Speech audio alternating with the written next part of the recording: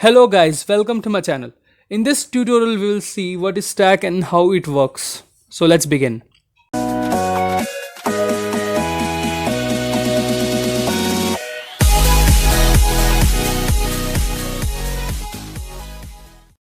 So starting off, technically stack is a linear data structure which performs its operations in the order of LIFO or FILO, which is last in first out or first in last out. So what does that mean exactly? Let's understand this with the help of an example. So we can consider stack as a one-sided container. That is what a normal container is.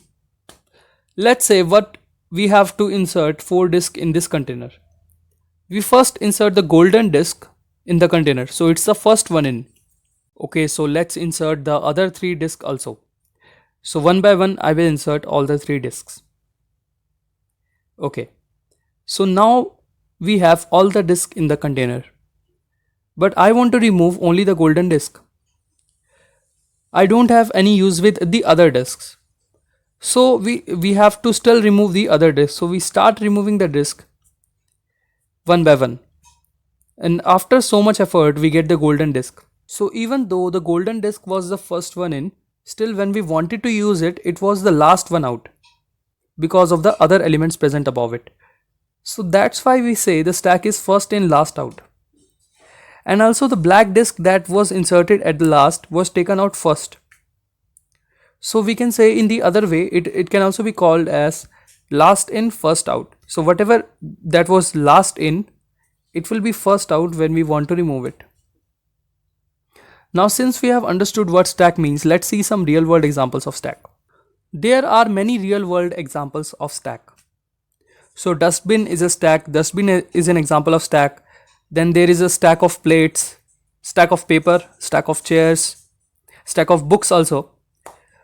There are all kinds of example of stack. Now let's see the push and pop operations of the stack. So I'm going to use the stack in a horizontal manner simply because I got more space. That way I can insert more elements into the stack.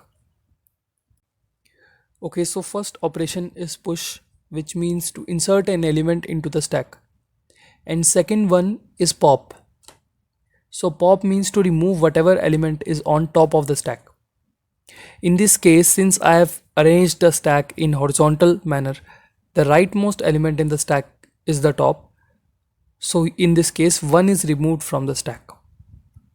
Let's practice these operations so we know how they work with the help of a sequence of operations.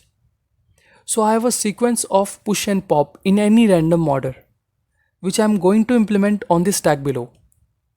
So the first one is push 1. That is simply 1 will be pushed. Simply I will push or insert the element 1 in the stack. So since the stack is empty, it will be the only element inside the stack. Next is push 2, which is similar to the push 1. It will insert element 2 into the stack. Now next one is push 3. So this will also insert element 3 on top of the stack. Now the next operation is pop operation. So pop is opposite to push. It will remove the topmost element from the stack. So here topmost element is 3. So 3 is removed from the stack. Next one is also pop. So this is simple now. Simply we will remove 2 because 2 is the topmost stack. So 2 is removed from the stack. Now the next operation is push 4.